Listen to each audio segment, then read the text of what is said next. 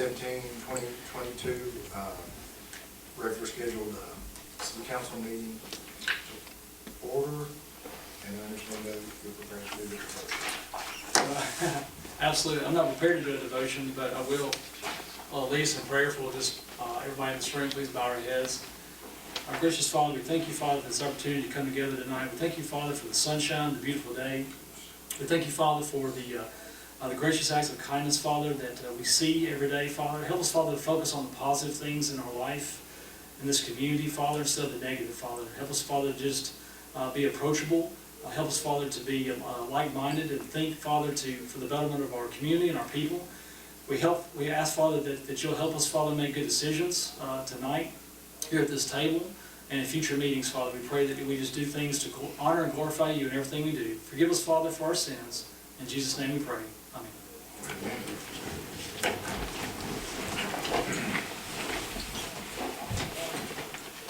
Allegiance to the flag of the United States of America and to the republic for which it stands, one nation, under God, indivisible, with liberty and justice for all.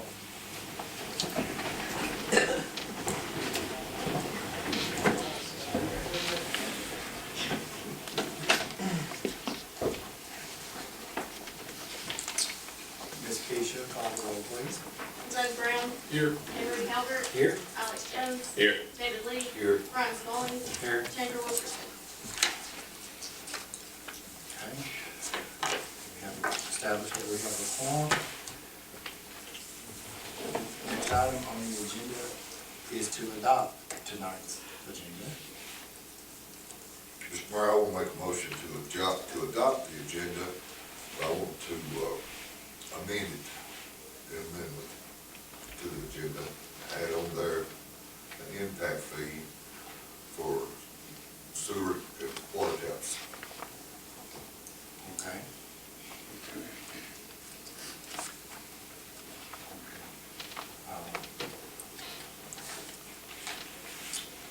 I had seen, I'll second that, Mr. Mayor. I have another item I would like to add to the agenda, but y'all will have to make the motions to add it. The engineer provided a proposal this afternoon to do the flow monitoring, and he wanted to start in April. And it just didn't get added to the agenda. The agenda was finalized before he sent it to us. I just add that in with my motion. Okay. And I'll second that addition. Okay. So I have a motion and a second to amend the agenda to add impact fees and the flow monitoring proposal from Keith Coven Davis to the agenda. Ms. Keisha, call the roll. Jones. Yes. Halbert. Yes. Brown. Yes. Lee. Yes. Okay, we have adopted the agenda with 2 amendments. Don't forget those amendments when we get down Okay. to the end. I'll open up the floor for the public comments. Did anyone here wish to speak tonight on the agenda-related items that's on the printed agenda?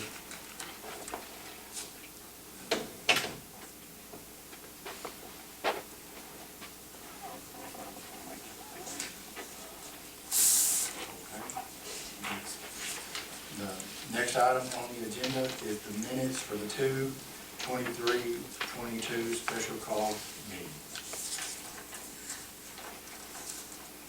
I make a motion, we approve the minutes from the February 23rd special call meeting. I second. A motion and second to approve the 2/23/22 minutes. Ms. Keisha, call the roll, please. Any discussion on the February minutes?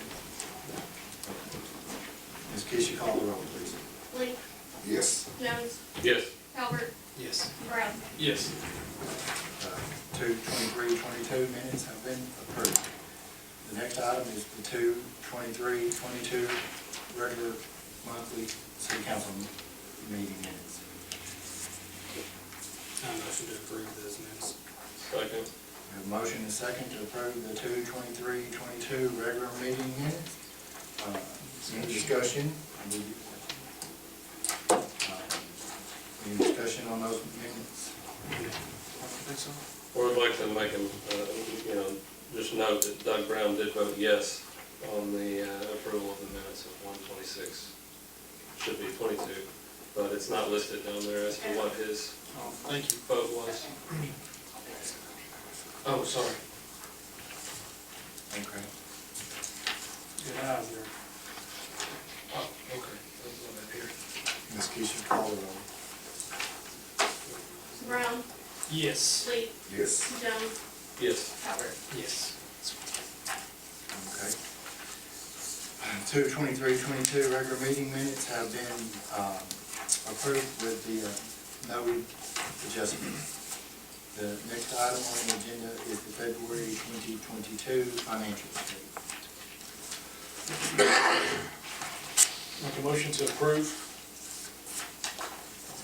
Second? We have a motion and a second to approve the February 22 financial statement. Any discussion on the financial statements? Ms. Keisha, do you have any comments or any notes you'd like to speak to?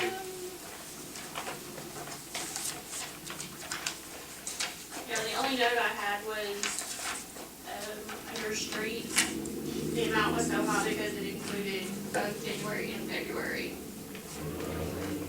They're just combined. Yes, they're both in February, so January shows 0 and February was shows doubles. What line item was that? It's line item 121 and then 33551. Okay. Anybody else have any questions? No, I didn't do that.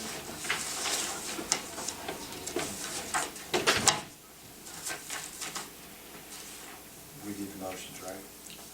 Correct. We already have a motion. Ms. Keisha, call the roll.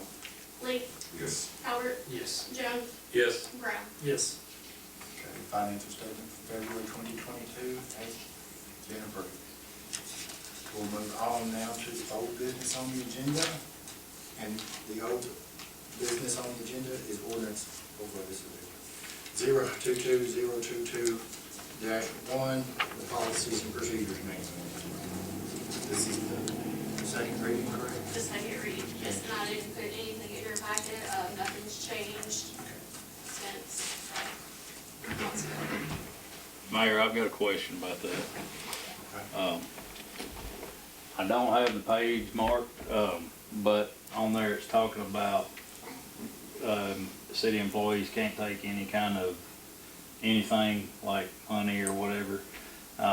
And the last time that they did the update on the policy and procedures, it said the same thing, but they changed it because of like the garbage truck at Christmas time.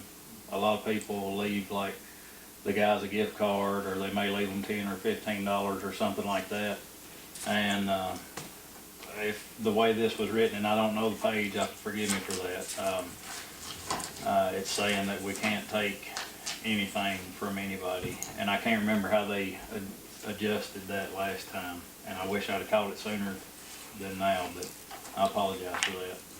I want to say we talked about Let's this. get a motion on the floor That's it, we, and then discuss it. I'll make a motion, we pass ordinance 022-022-1 of the policy, second reading of the policy and procedure manual. Second? we have a motion and a second to approve the policy procedures manual on the second reading. Ms. Keisha, call the roll. We'll discuss it. Discuss it. And I do remember that area, but I don't remember. We did discuss it, I felt But, like, at the you know, meeting. we've gotta set some kind of amount, we can't just let them accept $200 or $300. Right. It's gotta be a certain amount. And you were on the council last time when they did that, but I can't remember. I think it was like, it might have been, I think, was like $20 or less, or something like that, or nothing over You know, $20 or. I can remember when I was a deputy sheriff, and I'd go in the record and eat and go pay, and somebody come pay for me. Right. Yeah, that happened, and we don't even know who paid it.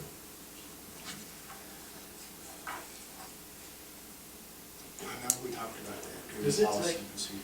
Mr. Brown, does it take, if we were to do an addendum to policy and procedures manual, does it take two ordinance readings as well to do that? Or once you accept You it? can amend it on second reading, which is Oh, tonight. okay, but after we pass it, and anything further comes Then up. you take 2 readings of another It would ordinance. take 2 readings of another one, that's the question. Because I can't imagine it would be scrutinized again, or found something, you know, that we needed to make sure that we were doing. But it seemed like, I remember, Aaron, that it was $50, no more than, and that, you know, I wouldn't be opposed to bringing that up to a different amount, because I know you guys, you know, do get, there's gifts, and like Chief mentioned, someone's paying, you know, food at a restaurant, those things can easily go into above $50. Yeah, like we've had people buy us pizza and things like that, you know, and I know that's over $100 to feed all my guys. If you break it down though into one, I mean, individuals, Yeah, Yeah, it would, well, you know, who that's all going to. right.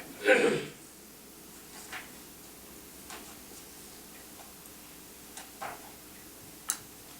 trying to think, I remember we talked about it, like I said, I think $50 was the amount, but if you don't amend it tonight for the second reading, you know, so Mr. Brassey will have to do 2 more readings, just on that additional You have item. to make any change, yeah. You approve the ordinance, you can only amend the ordinance. So if we were to make that amendment, would Doug just need to amend his motion to? Well, somebody just makes a motion to amend what's in the policy procedure manual to say whatever you want. What does it say? I'm currently looking for that right now. And I apologize, I had that earlier. I thought we had discussed it. when Yeah. we done the policy procedure.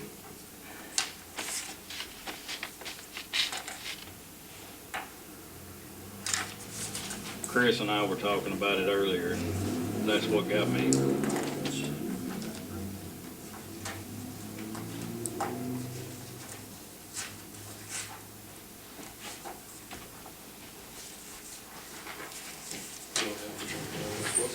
And I'm okay with passing the ordinance tonight and then tabling the discussion for the, whatever you call that,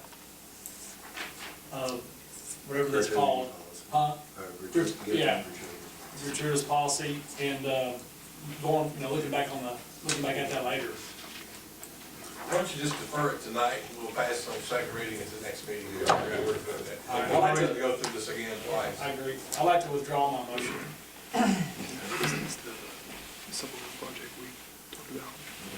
There's a motion to defer. We have a motion and a second to defer the second reading of the policies and procedures manual. And we'll take that up in April. We'll take it up in the work study and then vote on it on the second reading in April. So, any discussion? there's no discussion on that. That's right. So, okay, Ms. Keisha, you call the roll? Lee, Yes. Brown, Yes. Jones, Yes. Albert. Yes.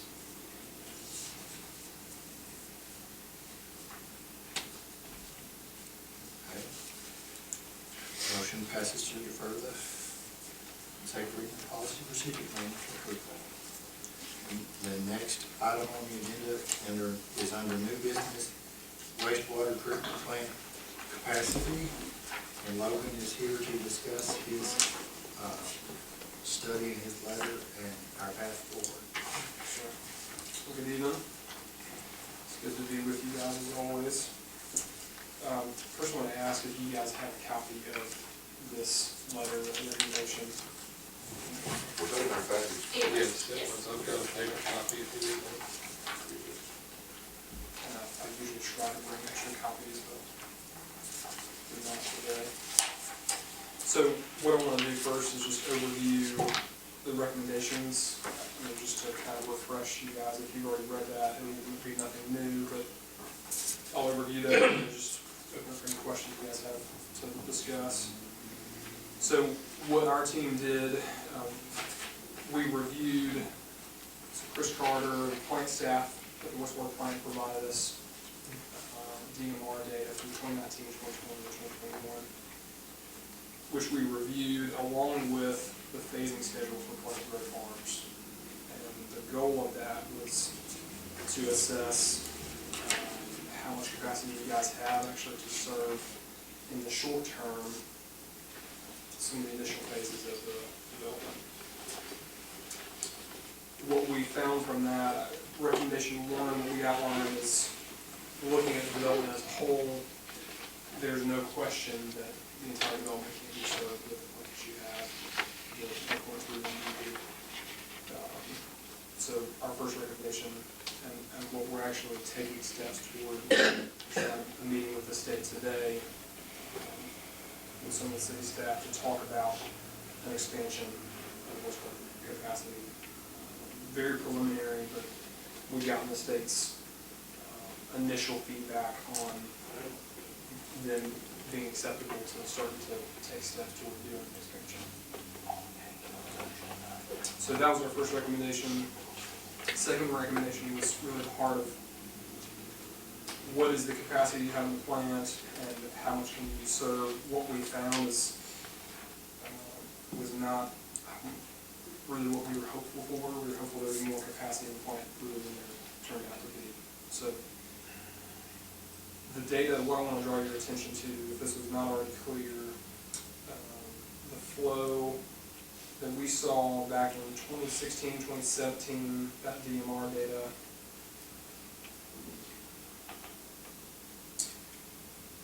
the flow we were using was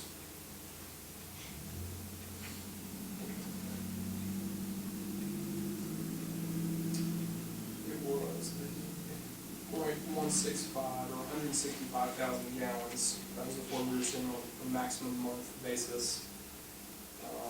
But into 2019, 2020, 2021, that flow had increased up to 251,000 is what the data is showing. So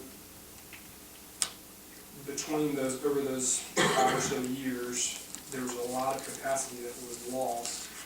And just from an engineering standpoint, we would look at that, and if I knew nothing about Westmoreland, I would say that Westmoreland grew and added a lot of customers, but to make sure that's not the case. There were customers being added, but it wasn't to that magnitude.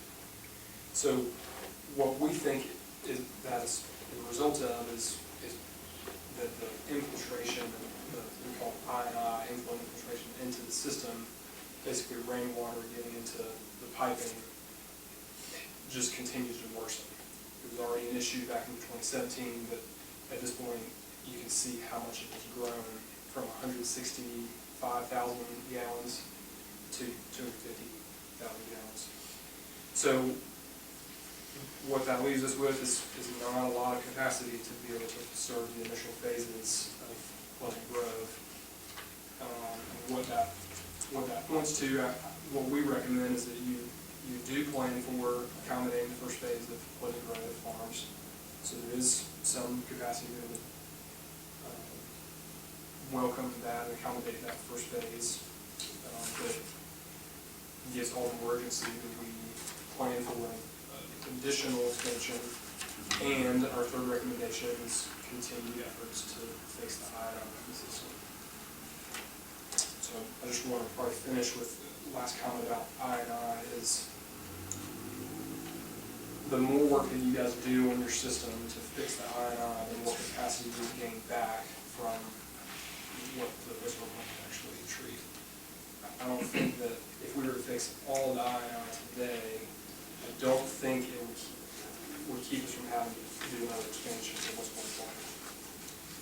But it's an ongoing effort. I think we all think it's necessary. So any questions at this point? Does that make sense? Anything that you saw in this recommendation that? I've got one. Can you talk a little bit, I know further on in the document it talks about that it's technically capable of 0.8 peak flow, but that's obviously not what needs to happen like on an ongoing basis. I know over here you're referencing the max month. I'm assuming that that's max flow of that month too. I just want to make sure I understand correctly. Yeah, so I appreciate that clarification. So max month is what the plan is designed for. So that is actually corresponds to 0.3 MGD instead of the 0.8 peak. Does that make sense. Yeah, I'm just curious, is the .8 like a single point in time? Or is It it is. considered like a day or a week or like what? Yeah, it is a short-term capacity to treat flow. There are two things you have to consider in your sewer load to the plant, and that's the hydraulic capacity of the plant to simply pass the flow that's coming through. If there's no treatment going on, at least you can pass it through without the structures overflowing. The second piece is biological treatment capacity, and that has to do with the strength or the concentration, the density of organic material that's in the sewage. If you have a storm come through, that will end up being a more diluted sewage, so it is a low strength, it requires low biological capacity to treat. But the hydraulic capacity has to be high enough to weather that influx that comes from the storm coming through. So the plant that's currently being built and the plant that's existing now, you're running,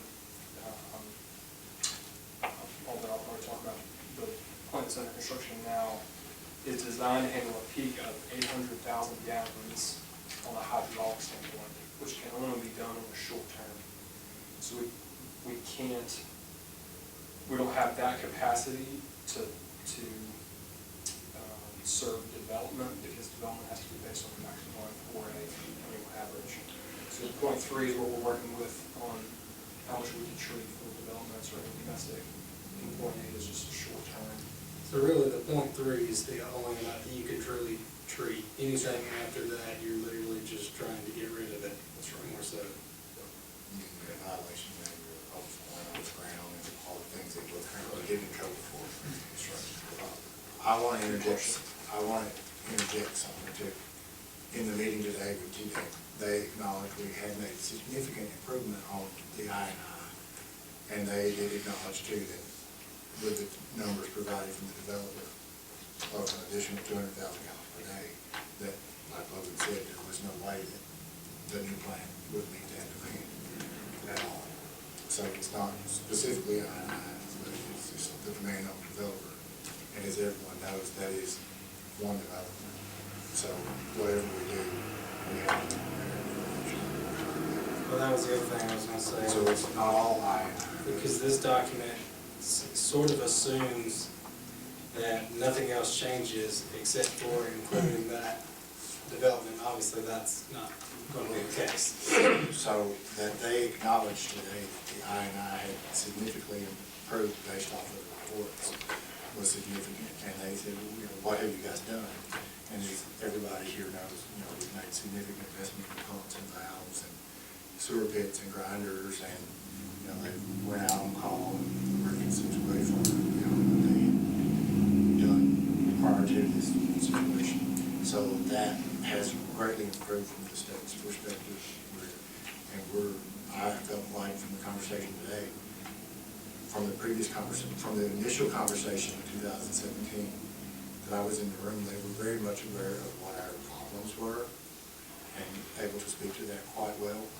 Well, today, because we are kind of in compliance and doing what they've required, they said, you know, what are y'all doing? And you wanted to know more about how well it was running opposed to what you're doing wrong. So it was a very good meeting.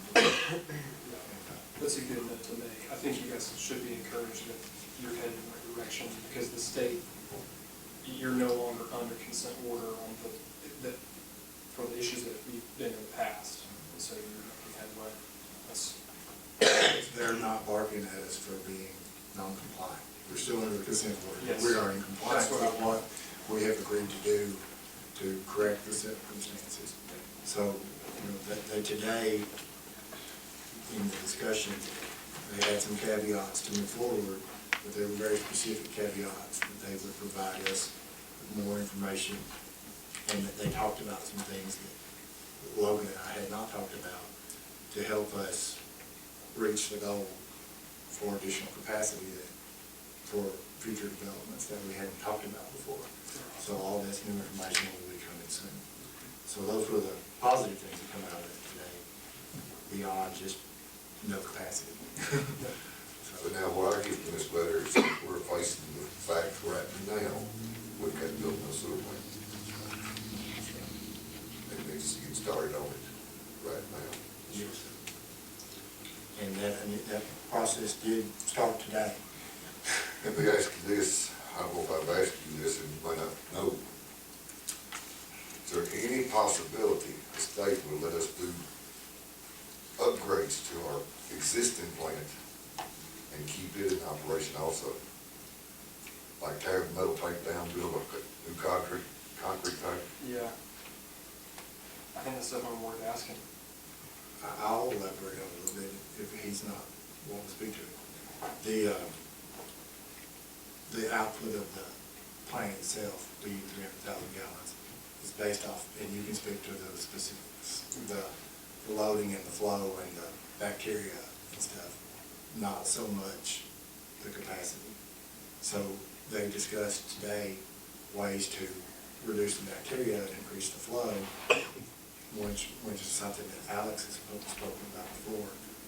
A different plant with a different outflow location, or recycling the outflow to be used in other locations, and some things that are very innovative to our process that we need to research and include in our plan for them to allow a larger discharge, beyond just a physical construction of a new plant. Because it makes sense to me if they would allow us to do it, even if it costs us $1 million to upgrade the system to do that, rather than build 2 brand new plants. Yeah, Spend I another agree. $8 million on it. I felt like they were open today with whatever we put in front of them, as long as we didn't overstep and outflow and the contamination and what our stream could handle. They were open to all of it. Yeah. So all those options are on the table. Yeah, I think the state is open to being creative about how we address those issues. I think, and I'm just gonna make a note that I will reach out to them and ask them that question, if there's something that we can do. I would say, I think that if that were more of a possibility, probably, so that is typical, that's a typical project that you would do when you need, I would say it's not typical to just go across the creek and build a new plant like we're doing. The reason for that is because of the state of the building system that's there. So I would say we probably don't need a spectrum where they would hesitate to try to use what's there, but I think it's absolutely worth the question, so I'll ask them that.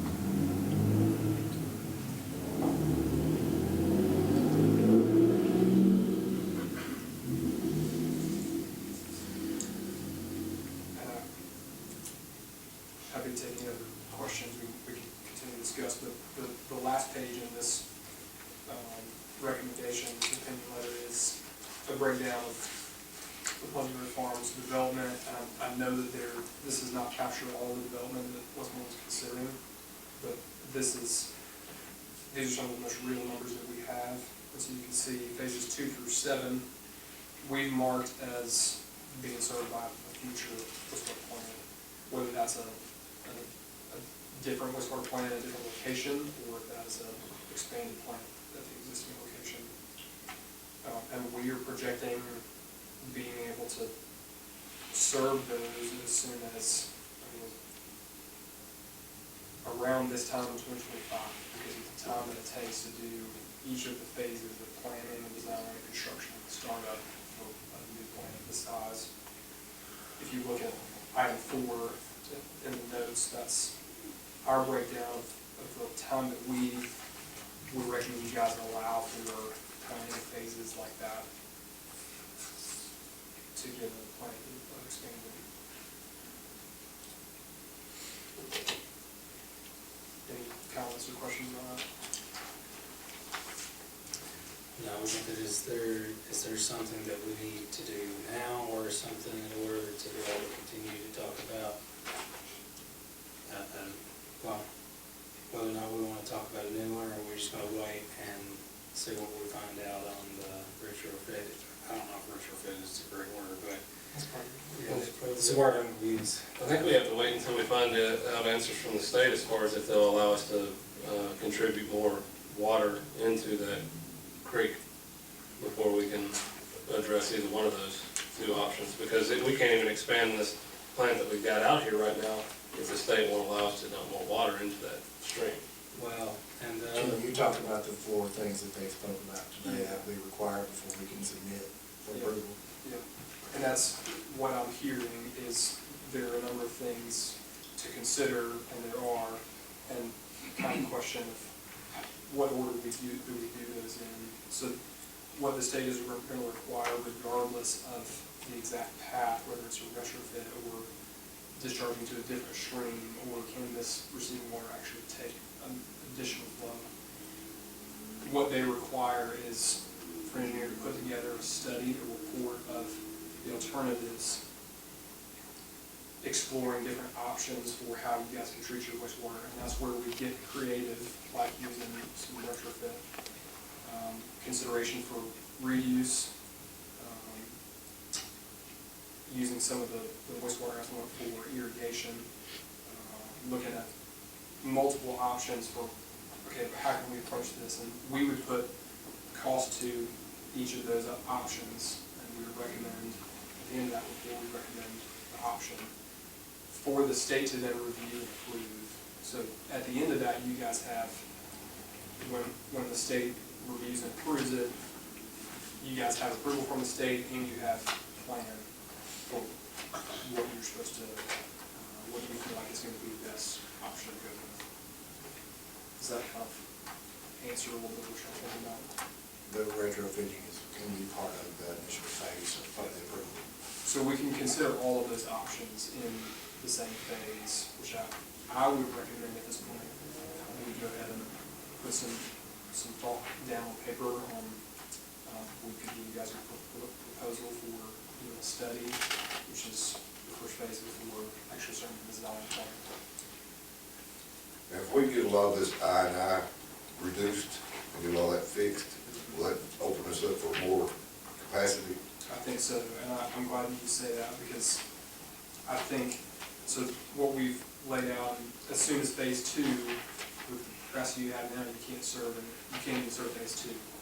But as work is being done on the system, and you alleviate I think you will see that begin to drop, so that by 2025, you will have done a good bit of work on the system, and you will have gained capacity back. I don't think you will be waiting, in my opinion, I don't think you'll be waiting until 2025 to do phase 2.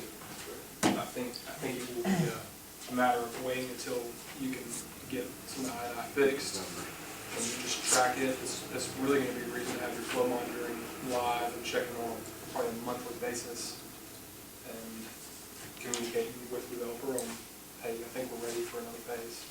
But identifying and fixing I&I is not going to give us the capacity for Not for all all the phases that we No. need. We've got to look at what we need to do. It will buy us some time and buy us some capacity, but well, and a lot of it too is obviously going to depend on the city as a whole staying on top of the I&I thing, because it could just as easily become a problem again later on, even after we get everything clean, because stuff breaks. Logan, tell me if I'm looking at this right. So we had roughly a 40% increase in the difference between our max and our annual average. Is that what I'm looking at? Is that what I'm seeing there? Because you've got a 23% overage. That's what the peak factor is, right? Yeah, and You've so got a 23% overage in the 2016 to 2017 data, and then you've got a 64% variance with the 2019 to 2021 data. So we've got 40, am I reading that meaning that we've got roughly anywhere from 35 to 40% of I&I? No, that is linked, but I don't think it's quantified that way. But to answer what I think is your question, so the annual average, you can see it's kind of a straight line.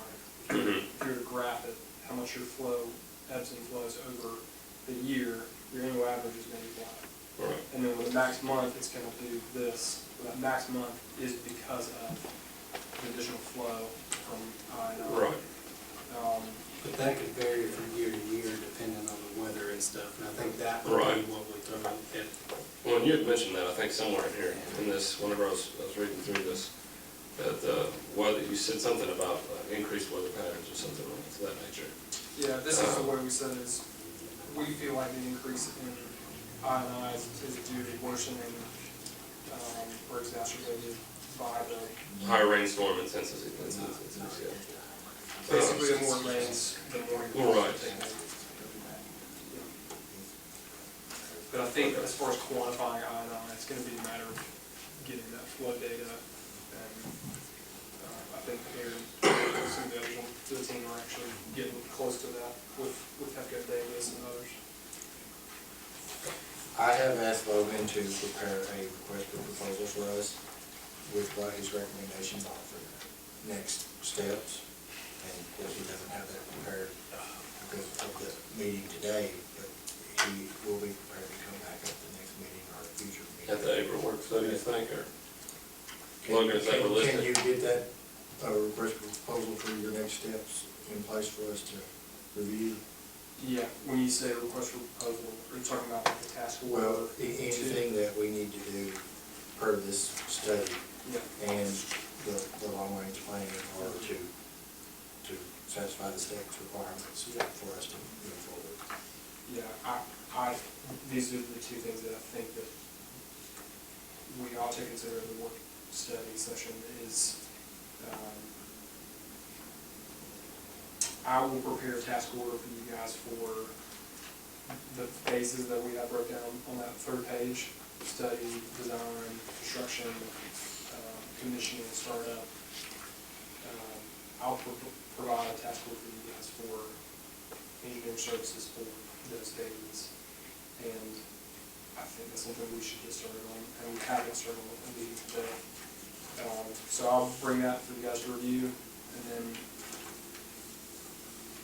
I think it would be necessary, we talked about master planning, and I would just bring that back in on the table as a separate item from the planning for this specific plan, because the task order I'm talking about for the plant expansion would be just for that capacity, and that's only for sewer, it's only for really a certain amount of time. But I think you guys felt the value last conversation we had at this work study session for having a master plan for you guys to follow, because you understand the tension of, you have a council board for a certain amount of time. You guys as a team have only a certain amount of time that you can affect good change in the city and where things are headed in infrastructure, planning and adjustment for growth. We are recommending that you put together a master plan to be able to have a longevity of a plan that's going to supersede your local government coming in and out. I felt last time that you guys got the value of that. One of the items on your agenda is to talk about the rate study that's being proposed. That would be a piece of, that's, I don't know if it's been mentioned who that proposal was from. Mr. Marshall. Yeah, Mr. Marshall and his team would coincide with putting together a master plan.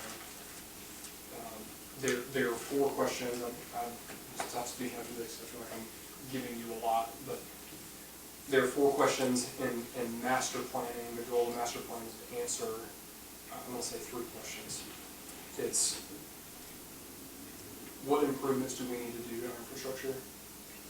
When do we need to do those improvements? And how much is it going to cost? And then the rate study is going to answer the question of how do we pay for that cost for those improvements on the schedule plan. So a master plan is going to provide you guys with a capital improvements schedule, so you know at this time we need to do these improvements, and it's going to cost this amount. And with the rate study that you're going to consider the proposal for tonight, that's going to tell you how do we not overwhelm our customers, our citizens with rates to pay for all these things, but and I can tell you the team that you've gotten Mr. Marshall's proposal from is very experienced in what it takes to not raise rates through the roof but how to have sufficient rates to actually pay for the infrastructure that we get. It just gives us a plan to help keep us from getting in the situation that we're in now, That's right. having to do everything all at once. That's right. Yeah. Which is a tough position to be in. I think you guys have opportunity to kind of set a path forward. Does anybody else have any more questions about Logan's letter of capacity? I do not. All right, we'll talk tomorrow.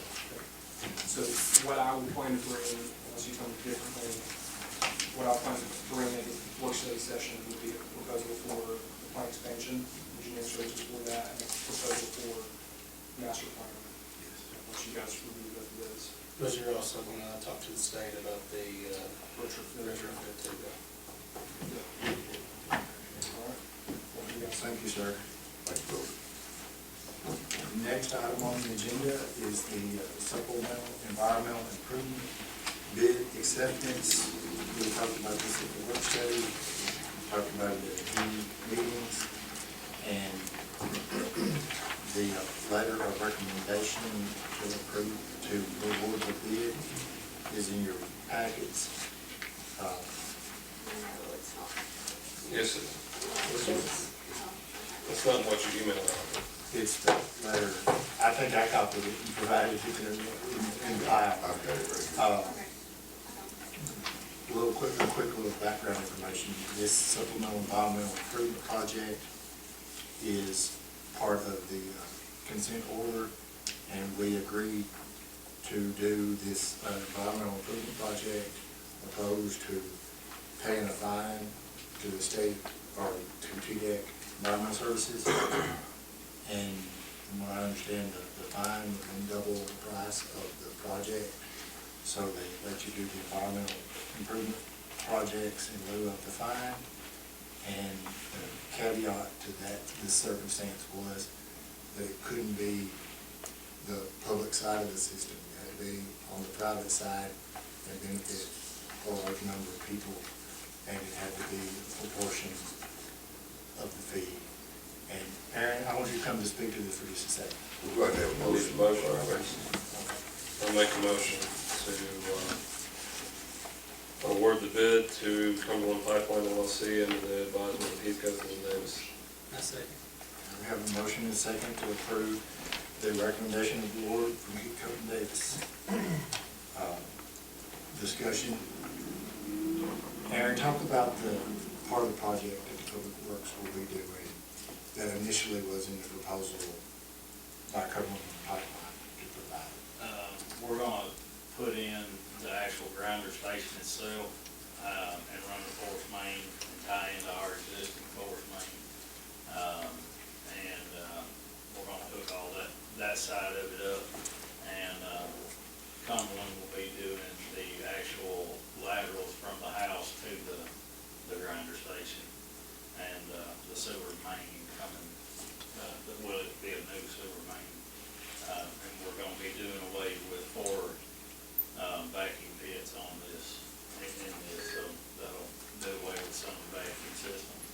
And it's a very problematic part of the system also, it takes a lot of water, so that'd be a good thing.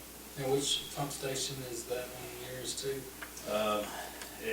It'll actually benefit Station 1, which is Dutch Creek pump That's station. which one I thought it was. Yeah.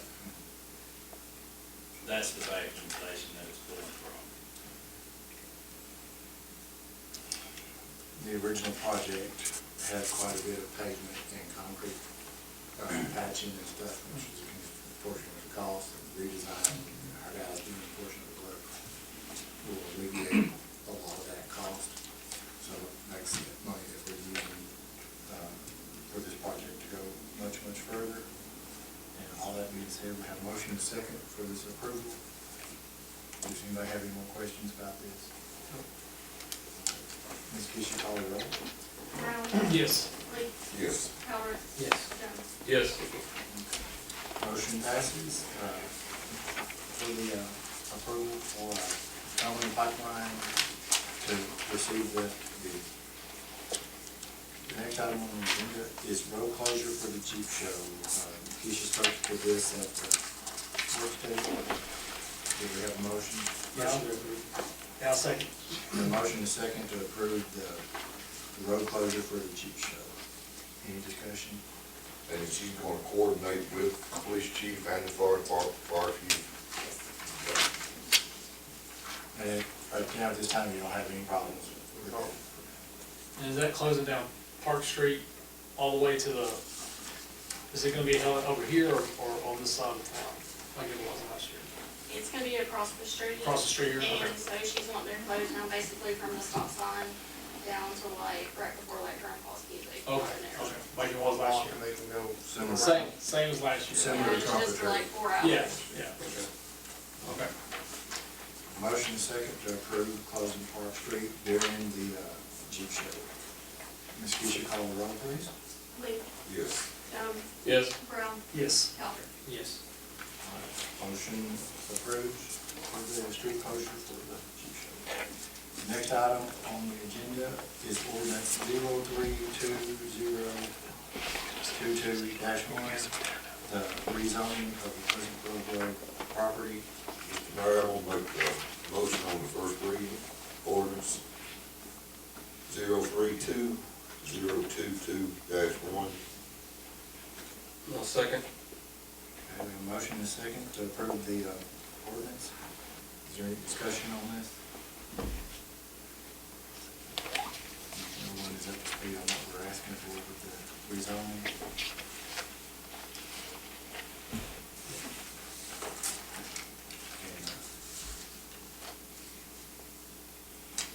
I'll read this. On February 24, 2022, the Planning Commission voted unanimously to approve the property belonging to Clyde and Carol Martin located on New Highway 52. That's not the motion. That's a different motion. That's the other one, okay.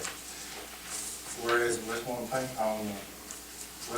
Commission voted on January 27, 2022 to recommend the approval of the property of Mark and Diane Roark on the unaddressed Pleasant Grove Road property in Westmoreland, Tennessee.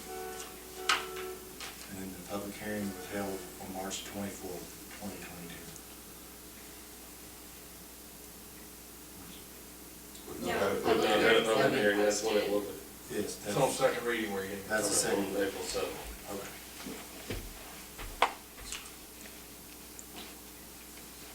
Why is it do like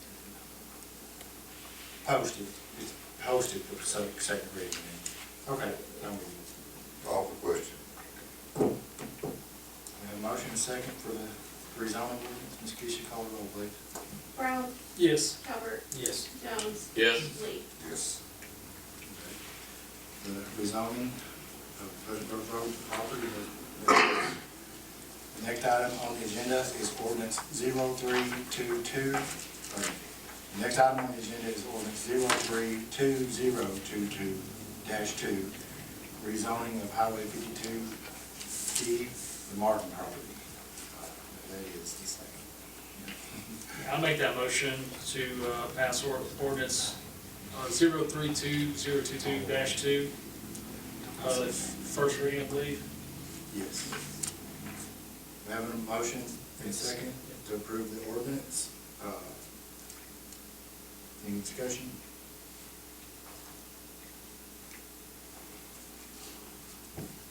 I'll go ahead and read this one.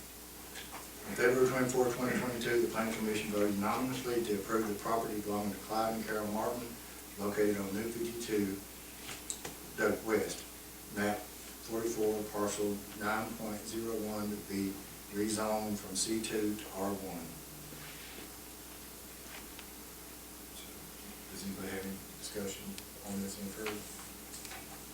Like I said, this is the first reading of both of these ordinances, and there will be a public hearing prior to the second readings to allow for public comments.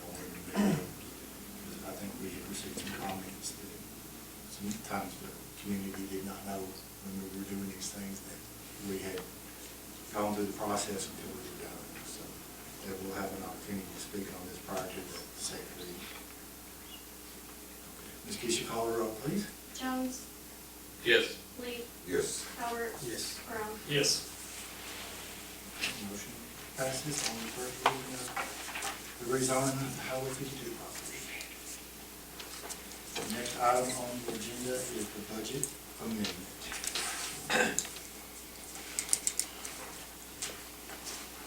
I'm gonna make a motion to pass ordinance 032-022-3, budget amendment, first reading.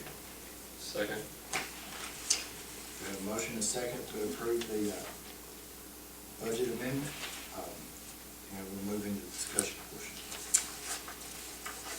Ms. Keisha, would you like to I speak? guess y'all can see there's lots of blank spaces on this, because I wasn't sure, if these other things are gonna pass or not.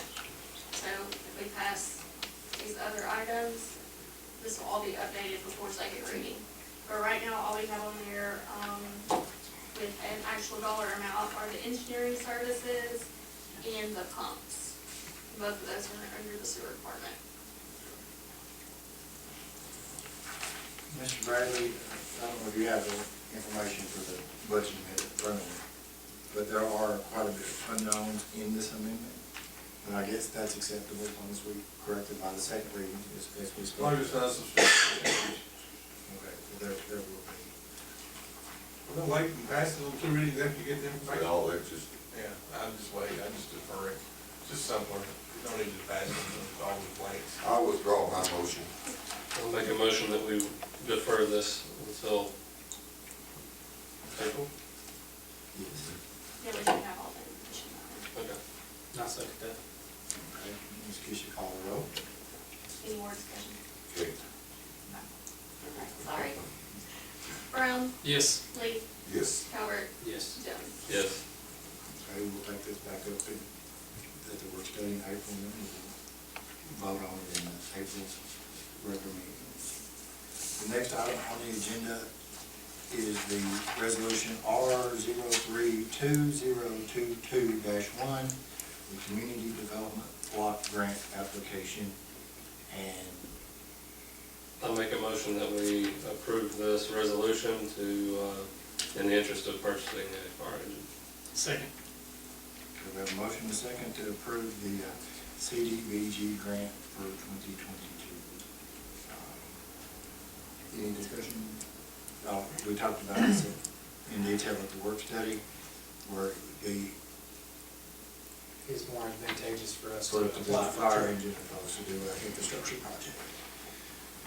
And we're going, with this, we're going to be matching a portion of this with the money set aside in the budget for this project.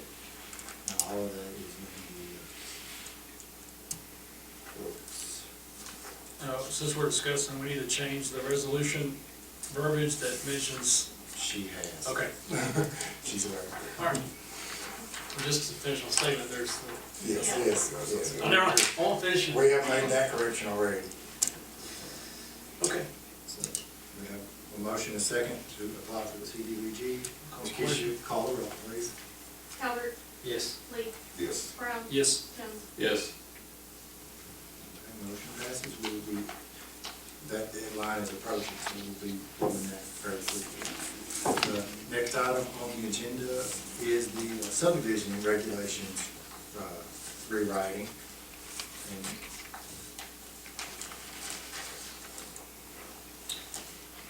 And we have got quite a bit of information on that. We've listened to we've received their proposals, we've listened to their presentations, and everyone is aware that the Industrial Development Board has set aside a portion of their funding in the budget to help us fund this project. And Keisha and I have had some discussion this week with the city auditor as to how we collaborate with the Industrial Development Board to pay for this project with their funding. And I don't want to paraphrase, so I want Ms. Keisha to speak to what Mr. Poole said about how we pay for this project. Is this a voting?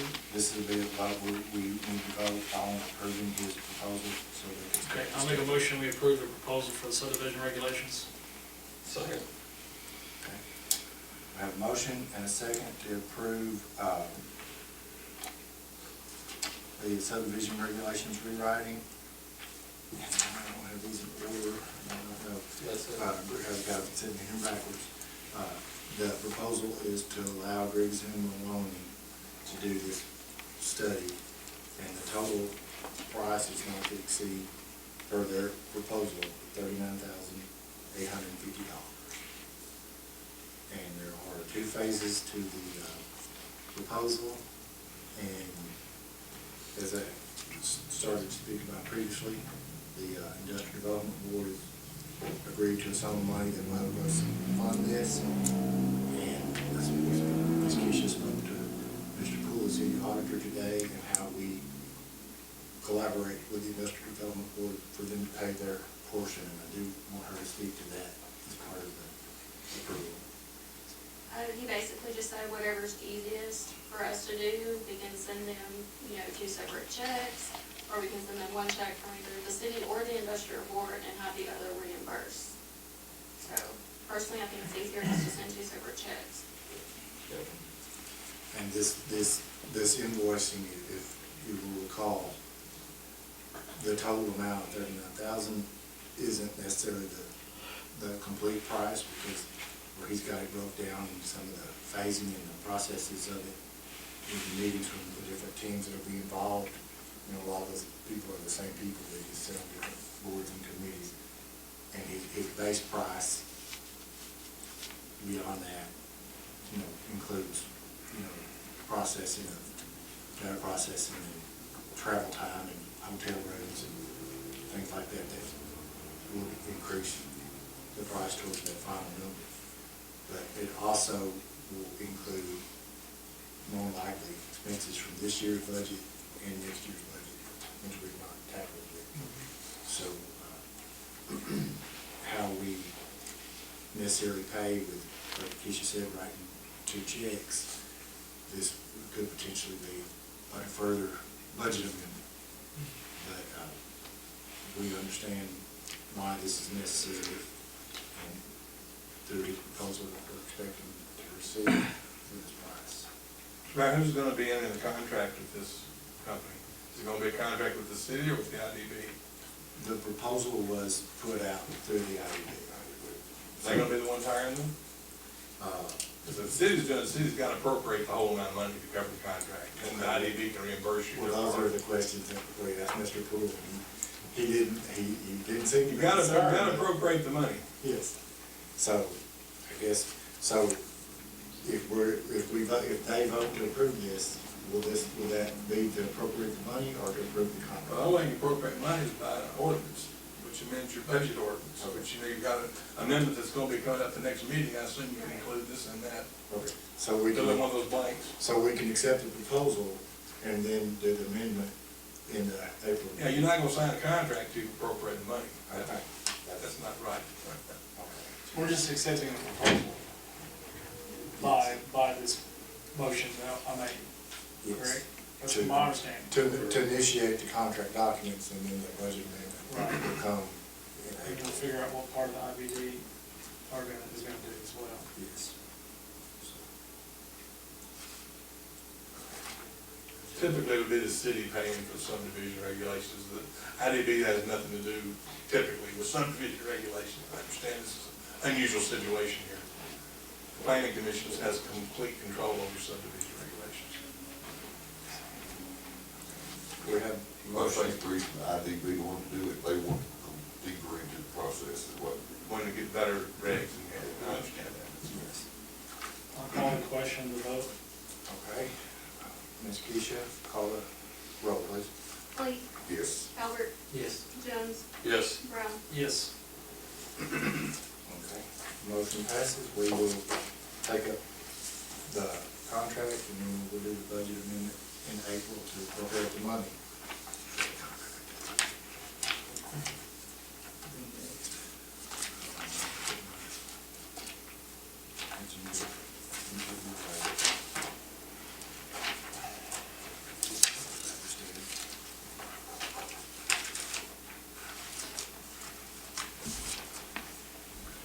The next item on the agenda is the water sewer rate study proposal.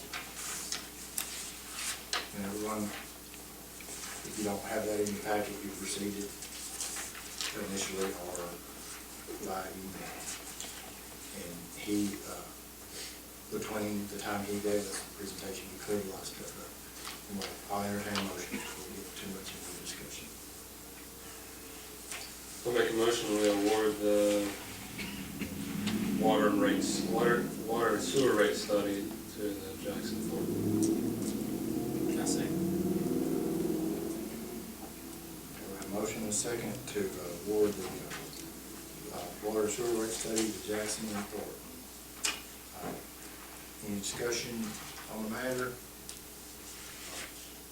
He provided some supplemental information since he met with the council about the contract.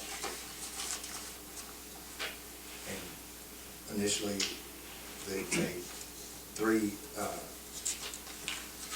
three-phase project that is not consecutive in the year. The first phase, and the second phase, and the third phase are 2 years each. So that was something he was clear about previously. But the total of the study is not to exceed $60,000 during that time. That's in 3 years, 3 phases. 3 phases of the study, 2 years each. So, as Logan spoke to, and Brian Griffith and I have spoke about from Heathcote and Davis, the structure of the study will rely heavily on the plans as provided by the engineering services to outline what the rate study will look like, and those things in my view will take some time to come into focus. And also, the multi-year portion of this study, it's like the final phase reevaluates the first phase to verify that it was correct, that we did, have the revenue that we projected that we would have during that time. So it's not like they'll review the first year and be done and walk away.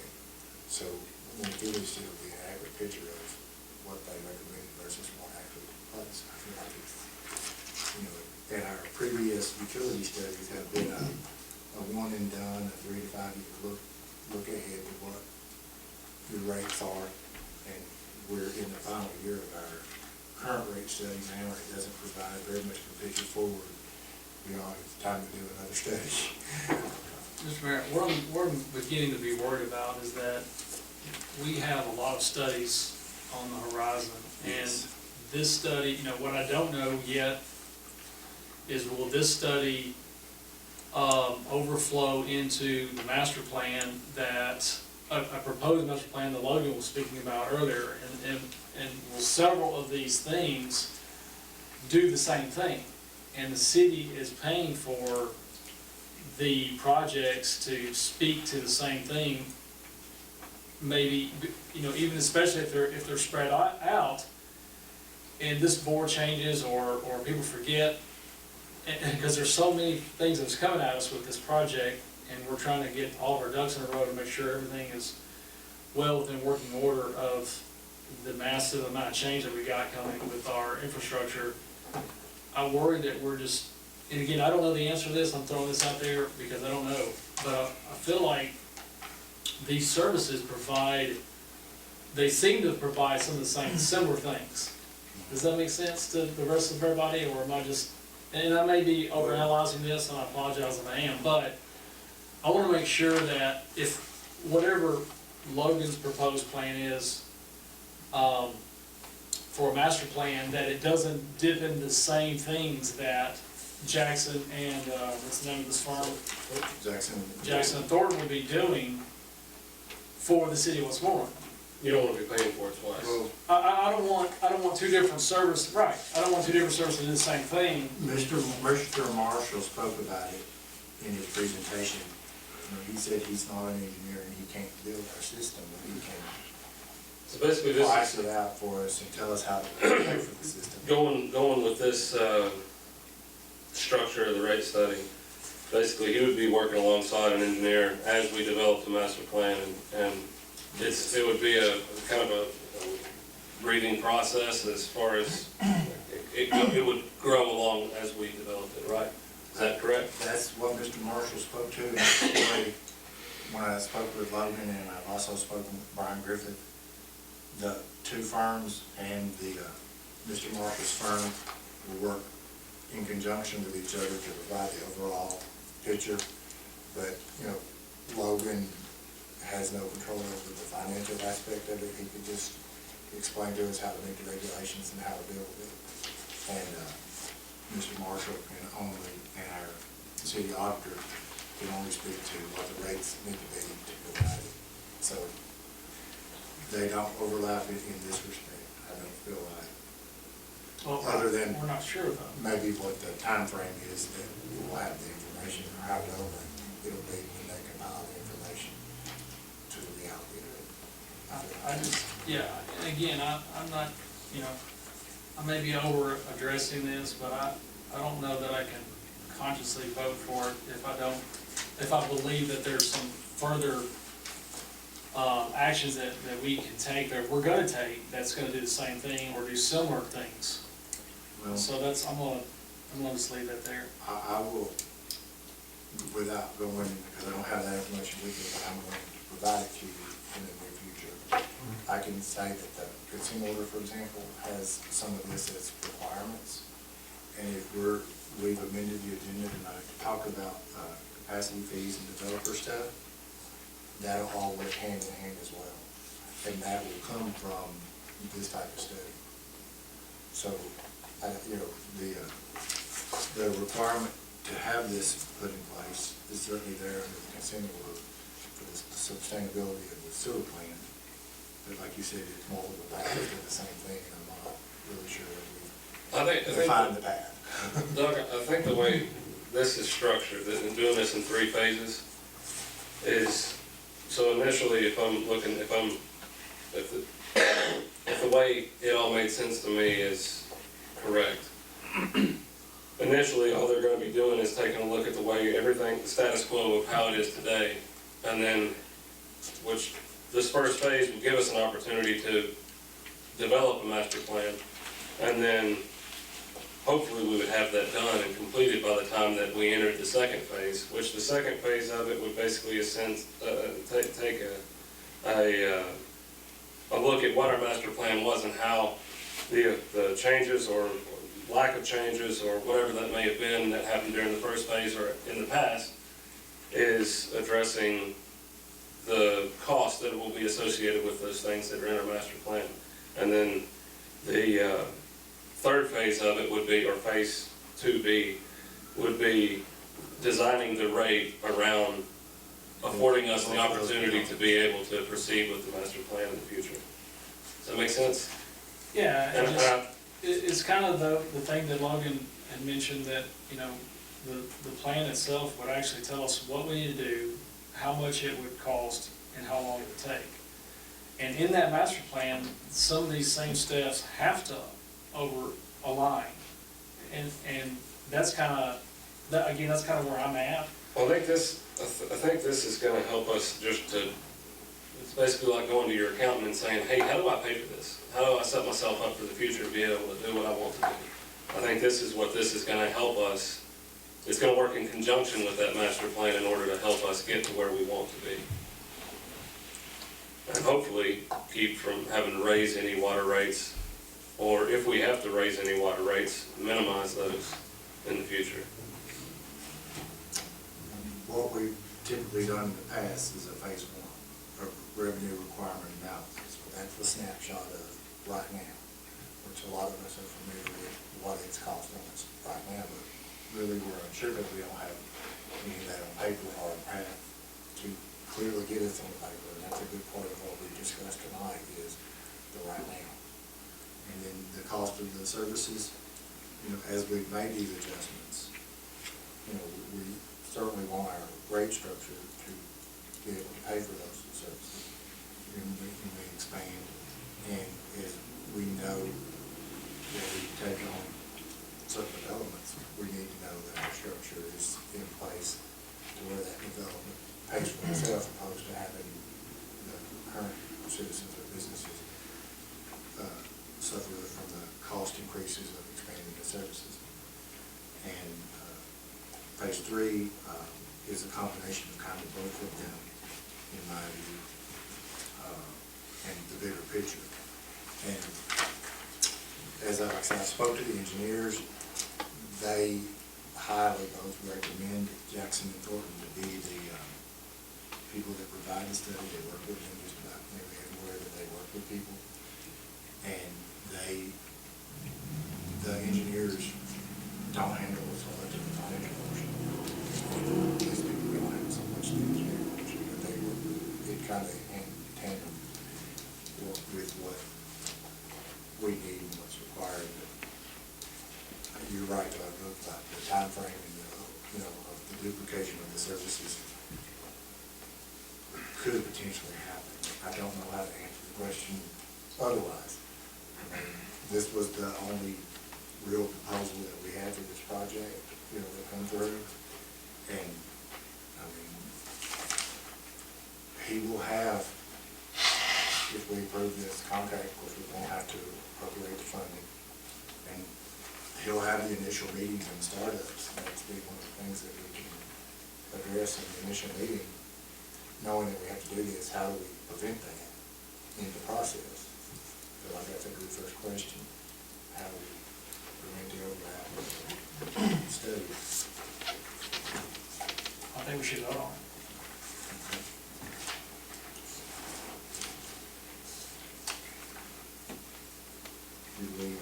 We hadn't done the motions. Yes, we did do the motions. If we heard any discussion for this.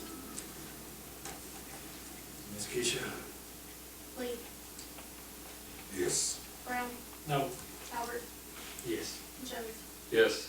Okay, motion carries 3-1.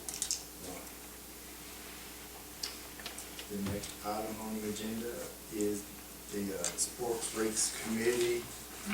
And Mr. Bradley provided the information to the Sports Freaks Committee prior to the meeting. I'll let you tell what this does, because it's what we discussed in the study session. Basically creates a board of parks and recreation for the city of Westmoreland with 5 members who shall be residents of Westmoreland. They shall serve without compensation. Each of the 3 current sports leagues will recommend 1 member each to serve on the board. The other 2 members should be recommended by the mayor. All members should be approved by the city council and should serve for terms of 3 years. The purpose of this board is to formulate policies and plans to be followed with respect to the park system. Also to promulgate rules and regulations for the park system, subject to approval of the city council. And then the board will elect, and also to make recommendations concerning expenditures in the city's annual operations budget. And then the board shall elect the chairman, the vice chairman, the secretary, who will be chosen annually. Time and place of the meetings of the board will be designated by the chairman. The board may adopt bylaws subject to approval of the city council. So if you pass this on 2 readings, you'd be in a position then to start filling those 5 positions, like we talked about at the study session. And then they can decide when they want to meet, or they might want to meet each month on the first Monday of the month or whatever. Let them decide that once you get them appointed, they appoint a chairman. Pretty simple, pretty straightforward, but I think it'll have an important, it'll have to be an important role to help with the parks. Mr. Bradley, does it need to mention that in case a member doesn't serve their term and decides to step down, that new members will continue to be appointed by the city council? Or do you think that reason? Yeah, it's all, the fact that we got terms, if somebody steps down before the end of the term, the Yeah, council's okay. gonna have to appoint a replacement. Gotcha. And if it's somebody from the Little League, for example, you want them to make a recommendation for somebody from the Little League, and then Yeah. the board would approve it. Okay. I think that's implied. Thank you for doing this. We have, I wanted to make it real clear, we have the creation of the Sports League Committee on the agenda by resolution. He provided it as an ordinance, which is what it needs to be. We've got a resolution on it. But he The also, resolution is a different matter, that's the background checks. so he provided the resolution as a separate matter. If y'all are prepared to take up the resolution of it. I would suggest you do the resolution after you pass second reading of the ordinance, because the resolution puts the guidelines for who can be a coach and who can't based on background checks on this board you're creating. So just pass that. I just gave that for your informational purposes. I don't think you need to act on that tonight. You can do that after you pass this ordinance on 2 readings. Okay. So we still need a motion, correct?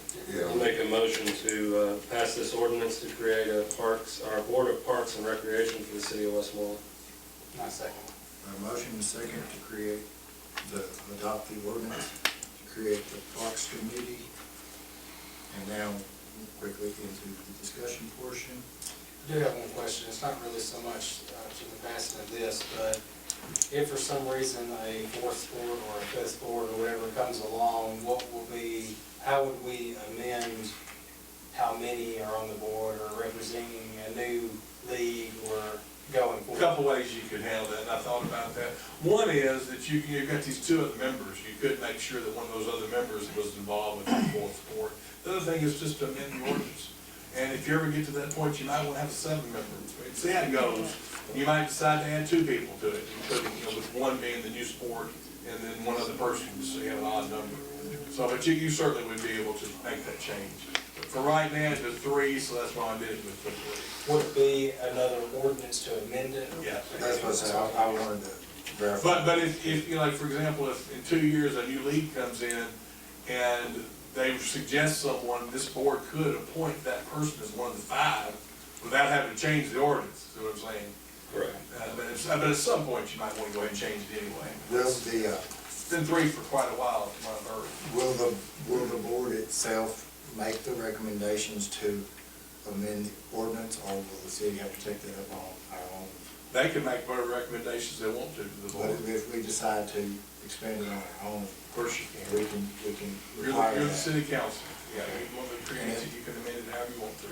Then also in your ordinance, it talks about them, when they're talking about formulate policies and plans, that's not a bylaws per se, right? That's No. just a, It's all subject to the approval of this board.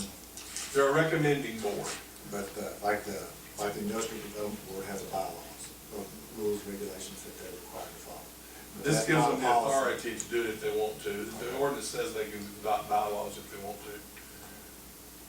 But those bylaws are subject to the The approval. board has to approve them, sure. But, so just like they're not bound by never being able to amend those, or we could approve them on our own. It'll still make this more complicated than it should be. It's pretty straightforward. Once they meet, they can decide if they want to have rules. They may have, their only rule may be, we're going to operate by Robert's Rules of Order. That may be the only rule they have. But they need, that's something that they can decide. I wouldn't try to get into the minutia of how this board ought to operate. Let them figure that out themselves. This is, of course, going to be a public board. All their meetings will have to be publicly noticed. They're all subject to the Sunshine Law, the Open Meetings Law, just like you are. So I think that provides all the protection you need. Because they're a committee under the umbrella of the city of Westmoreland. Yeah, Just that's like right. They're planning and an zoning, agency. just like That's what I planning and said. zoning, board of Exactly appeals, like. the same thing. Yes. And they all would meet in this room. If they Assuming want they wanted to, Yeah. but wherever they meet, they've got to give public notice of it. Well, If this they want is to meet the at the only, bank this or is the whatever. only public, building that, the city owns that we I can. would be shocked if the chairman of this new board you're about to create would not want to be here. Yeah. This is open for discussion right here. It's not. Public comments was early. I would like to make it clear, though, that when the idea came for creating a Board of Parks and Recreation, it was in the best interest of improving the playing fields and having the people that use those fields be the ones to come up with a plan as far as what improvements need to be made, how those improvements should be made, how it will affect all of our children, all of our grandchildren, the people who will be using it. And it's going to be better for the heads of the leagues or the appointed board member from each league, representative from each league, to be the ones making those decisions as far as what upgrades should be made, as opposed to us, who may not have a child involved in it, may in the future have a child involved in it, but may not be involved enough to know what exactly those improvements may need to be. So I want you guys to be the ones that come up with the ideas, and you guys coordinate within yourselves how you recommend that we do that. I know the mayor and I both would love, and I'm assuming the rest of the council would love to, know what you guys have problems, struggles with, and this just would help to create a platform for you all to have a open discussion as to what those needs may be, and then recommend those to this board. It's no way, it in no way is the city trying to take over your leagues and tell you what you have to do with your leagues and tell you how to run your leagues and who can do what in your leagues. You guys still would govern yourselves. This is just a platform for you to help improve the experience for the youth of Westmoreland and the next future of Westmoreland. I'm off. Well said. That's exactly my sense. I'll call the question to vote. Lee, Yes. Brown, Yes. Calvert, Yes. Jones. Yes. Motion passes. I will say that I will get us a date on the calendar for any interested parties that would be interested in serving on that board to have a preliminary meeting, and anyone that would wish to serve on that meeting could come and express interest, and then we can figure out who those people will be. And then we'll be scheduled in the very near future. And be sure to let the three leagues know that you want Yes. them to recommend someone from their own. Yes. So every league has a voice. So we'll schedule that open meeting of all the leagues very soon. Okay, that resolution passed. The next item? Ordinance passed. Zero. Well, the ordinance, Yeah. it's first reading. Yes, it's the ordinance on the first reading. I assume it's okay to try to establish the committee prior to the second reading, informally, I suppose, or take recommendations. Once it's passed, then you got your members lined up, you can go ahead and appoint them that night if you wanted To to. mention those people in the initial, or in the second reading. Okay. The So next- since the resolution for this is on the agenda, do we need to be part of this? It's not actually on the agenda, that's a different resolution, that has to do with background checks. It wasn't And, anything else. and just to be certain, the resolution he provided is something that this board will be looking to the newly created board to recommend to us. The way this is written can be approved or it can be altered to this board's specifications. Well, this board is saying you want background checks. Yes. It's just the guidelines for how that's gonna work is gonna be left up to your Parks Board. Okay. For example, if someone had a felony 16 years ago, that might not disqualify them. Let the Parks Board make that decision. If it was last week, probably so. This way you don't have to get into who can be a coach and who can't. That ought to be that board which is involved with the leagues. They ought to be the ones to make that recommendation, that decision. I just wanted to make sure we address that. The next item on the agenda is to provide a raise for Zach Culberson, and as Chief Jolly recommended in the work study, that was for his animal control certifications. And the dollar amount's not listed on here, but you did recommend it, so it's on the other page, 75 cents. I'll make that motion that we give Zachary Culberson the raise of 75 cents an hour for animal control certification. Second. Second. We have a motion and a second to provide Zachary Culberson 75 cents an hour compensation for his animal control certification. Ms. Keisha, call the roll. Discussion.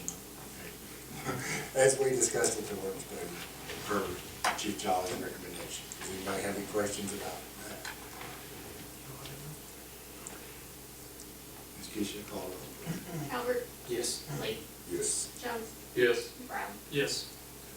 Motion passes, and that it will be effective It would be effective starting Monday. starting. Can't really make changes in the middle of the pay weeks.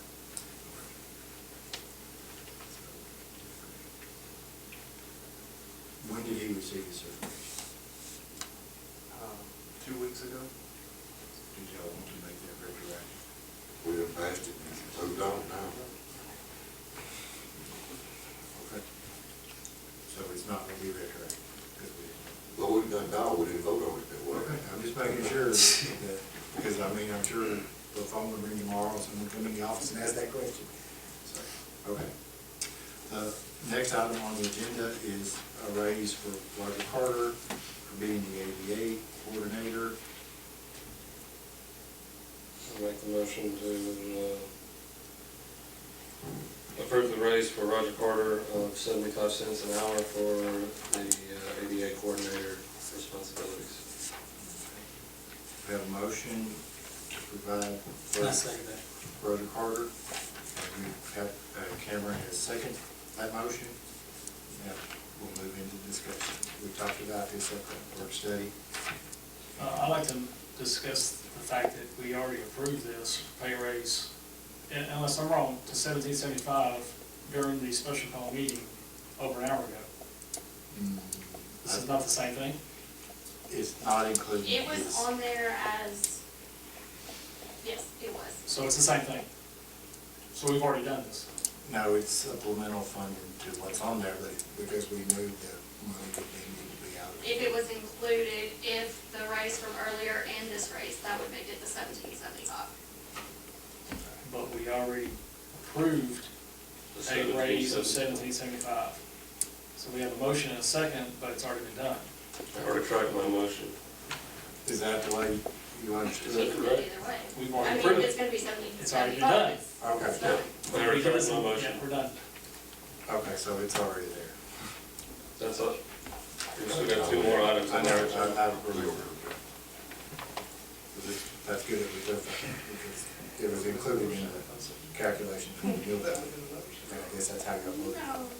Yeah, I mean, we voted I on was it looking at as, the overall thing and not realizing it was on the tax. as proposed, I guess is. Yes. Okay, we're good, we've got that clear. The next item on the agenda is the impact fees. Mr. Mayor, I will make a motion that we, I will do this by resolution to add an impact fee to water and sewer taps. We'll do that by resolution. I guess you can, over ordinance 2-1, I'm not sure what you want to do.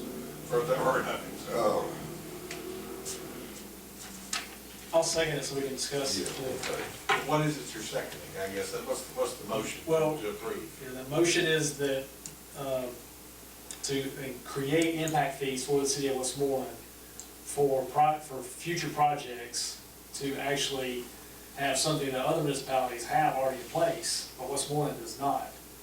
And, we were talking a little bit with, Richard about that, and so, we feel like there's a lot to offer for the city, for revenue if we had an impact fee in place. A lot of other municipalities do that, my understanding. And typically, when you have an impact fee, you first have a study that spends $30,000, $40,000, $50,000 to decide what it should do. And then you gotta have legislative approval from the General City General Assembly, not everybody has the approval for impact fees.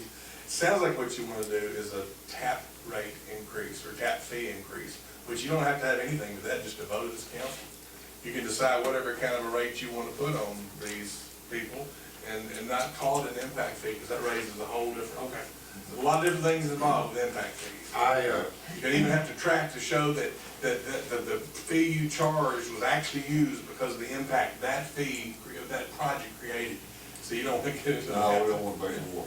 I had to have Keisha already start the list for the work study, and I didn't call it impact fees, but we already have verbiage in the consent order to establish the standard specifications for developers, which is a whole organized thing. That's a fee That that you is as a something council that can approve, we it's not an can, impact fee. but- It's a fee based on the impact, or based on the fact that you're gonna use your sewer system. I mean, it's impact, but you wouldn't call it that. But my recommendation is what Keisha and Aaron and I deal with every day. If you're going to do a increase in the meter fees and stuff like that, we need to know what it needs to be before we vote on it, so we can make sure it covers some of these additional costs. And probably with a month worth of homework, Keisha can get a better analysis of what that looks like. But it needs to be covered. Do you want to table the discussion so that we get further, Yeah, idea we what prefer it back. what the tap fee would be, so we know what to raise it to? So I think, I think we do need to analyze what we're actually, requiring tap fees and things like that, so that we can see if we're comparable to other, other developmental cities. But I don't want to spend no $56,000. No, you don't have to do that for this. This is going But the impact fee. The impact fee is a whole different, it's a whole different thing. I mean, so you don't want to call it, just don't use those terms. You're talking about raising the tap fees. Yeah, We just use the wrong verbiage. We have the same thing in mind, but Also, to go hand in hand with these discussions, Keisha's talked about is the inspection fees, where we noted that we've lost opportunities with the re-inspections and the specialized inspections that we don't have a fee structure in place. So a lot of this will probably go hand in hand with all of that is compiled in one place. Of course, we know, for example, what a tap costs, and we know what it costs to put one in. But if you look at the maintenance of the tap and the replacement of the tap, you know, how that changes yearly with the amount of servicing that we do, or the number that we increase, it's quite a bit more complicated. So we have a motion now to refer that. I to work can session. withdraw my second if Mr. Leeds wants to. Yep. We're going to defer that to the, I'll make the motion to defer. have a motion to defer to work tap fees, in quotation mark, to the work study. Ms. Keisha, call this. Lee, Yes. Calvert, Yes. Jones, Yes. Brown. Yes. We'll have that on the agenda for the work study discussion. Talk about it, we'll finalize the plan for that in April. The next item, and the final item that was added to the agenda is the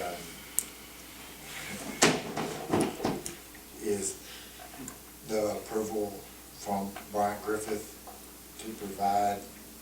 to start the flow monitoring process of the collection system. Though I will apologize, I received that this week after we had the work study, and I did send that out to the gentleman that were at the table prior to the meeting. And it is, like I said, he's wanting to start in the mid of April and 60 to 90 days of flow monitoring. And Brian Griffith has reached out to a gentleman to install the flow monitors, read the flow monitoring, provide analysis for the flow monitoring, and do all of that for us. Has that been put out to bid? Sounds like something that would have to be bid, is the reason I asked. Okay, it is a, okay. So you're not talking about something less than $1,000, it doesn't sound No, like. if I have the proposal for the flow monitoring of the collection system, and it's a proposal from the engineer, that's not a request for proposal, that's their quote. Well, you can make that, you can modify that, make it a request for proposals and bid it that way. Okay. Normally, your engineers would give the specifications of what it is they want, you put it out for bid. Okay. And that's what needs to be done. Anything like this has to be competitively bid. Well, I'm not disagreeing, I agree with you. But knowing also that it's a specialized service with our contracted engineer for the collection system. Is it part of a current contract? Good point. Let's talk about this later. This Okay. is not something we need to be Yes. wasting a lot of time on tonight. Good point. But we do need to get that bid. Yes. Yeah, if it needs to be bid, and if it's an amendment to an ongoing contract you've got with your engineering firm, we can do an amendment to their contract, but let's figure out what. Let's make sure that. I'll make a motion to defer. Okay. Second. Motion and a second to defer the flow monitoring proposal from Eco Davis until till next month. Ms. Keisha, call the roll. Lee, Yes. Jones, Yes. Calvert, Yes. Brown. Yes. Okay. There being no other further items on the agenda, meeting is adjourned.